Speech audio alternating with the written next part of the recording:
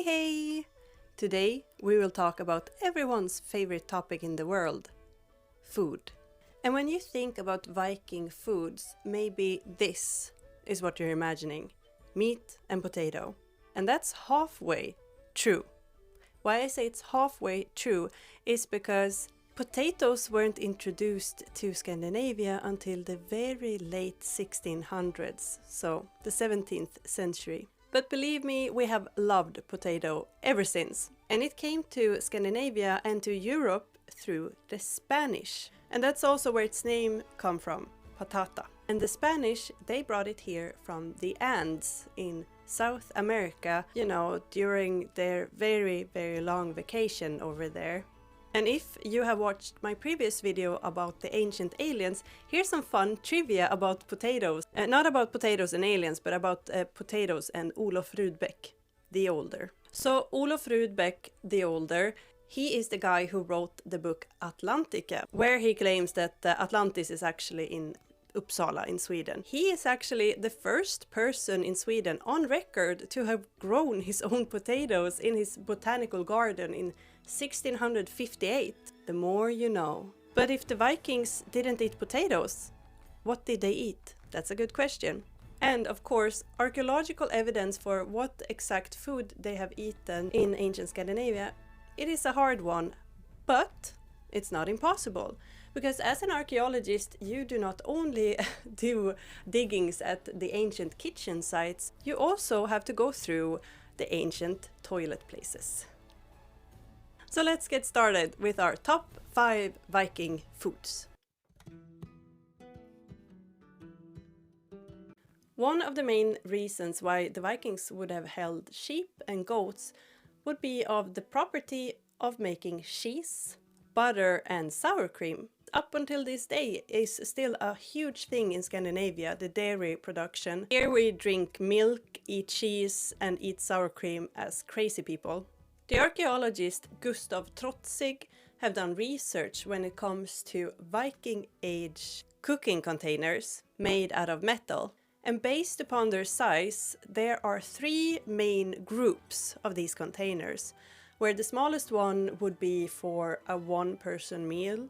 The bigger one would probably be used when you are making meals for a family. And the absolutely biggest one would probably be used during feast for many, many people, or for when the Vikings took their longer excursions to the east and to the west. But also, when it comes to the bigger variation of containers, it also held special properties to make cheese. This pattern has also been found in other containers made out of ceramics from the Viking Age. And what about that cheese then? Well, in Norway there is still a cheese that derives from the Viking Age called Gammal Ost, which would translate into literally old cheese.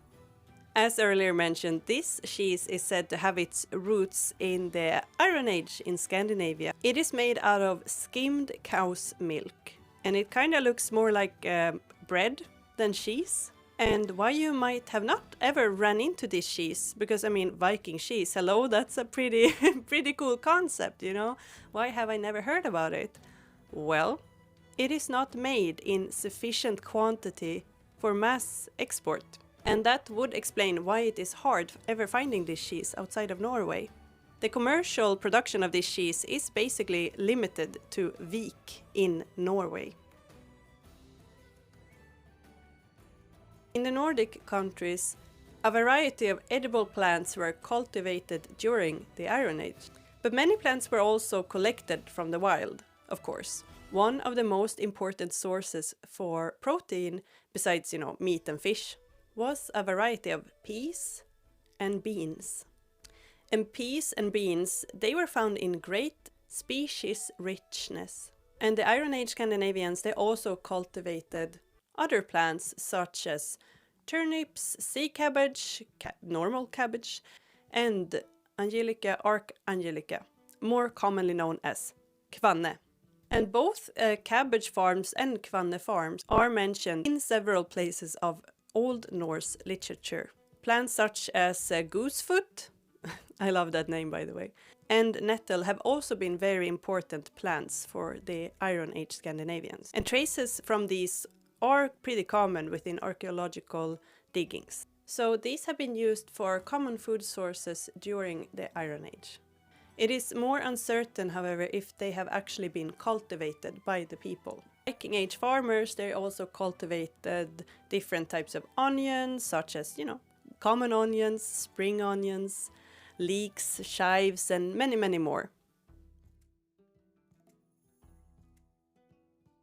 It is said that the slaughter of the cattle and the pigs and so on was something that would take place during the autumn in the Viking Age. The animals that had been selected for slaughter during spring have then had time to eat themselves healthy and fat.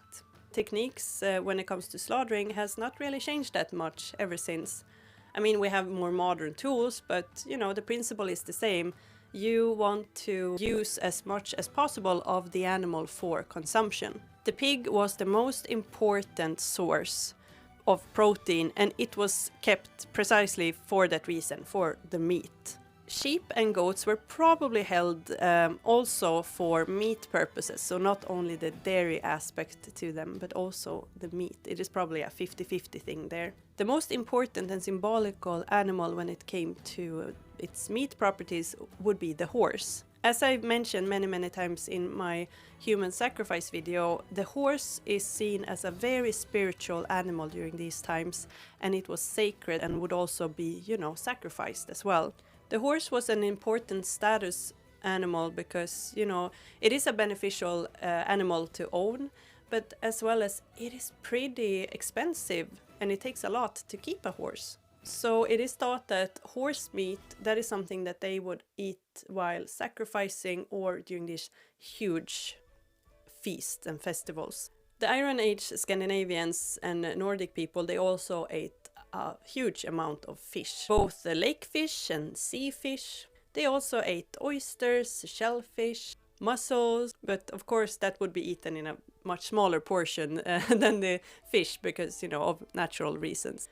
But Iron Age Scandinavia was foremost agricultural society, where people were farmers and they farmed their land and they had cattle. So they could also keep domesticated geese and chickens. Domesticated geese have actually been around ever since the Bronze Age in Scandinavia. And it is thought that the chickens would come through the Roman Empire to Scandinavia, so a bit later than the geese. The meat and the fish were prepared and preserved in various different ways. The most common was probably that they smoked the meat and the fish, which is, still very much a thing and is so delicious. Meat and fish could also be salted or, dried, hung up and dried. Another method was to pickle the meat. And this is still something that is very much practiced in the Scandinavian countries, but also on Iceland as well, where one of their more traditional dishes over there is hakarl, which would be then fermented shark. So that's pretty cool to know. Go to Iceland and have some fermented shark to see if you would have enjoyed the Viking Age or not. Believe it or not, but the Vikings did not eat a lot of fruit. And that is not because they were macho and anything.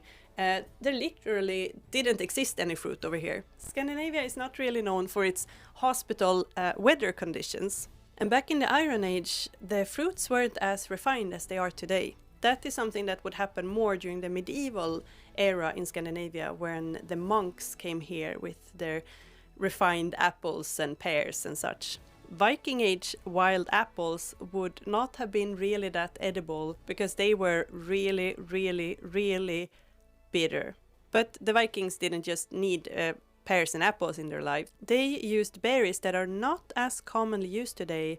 They are used mainly in traditional Scandinavian cooking, but outside of that, not too much. For example, rowan berries, rose hips, bog bilberry, cranberries, sloes, and crowberries. I love the names of the crowberries. And nuts were also important foods to the Vikings. This is also something that is commonly found during archaeological diggings. Hazelnuts and acorns seems to have been the more common ones. And it is specifically the hazelnuts that are usually found in Iron Age graves.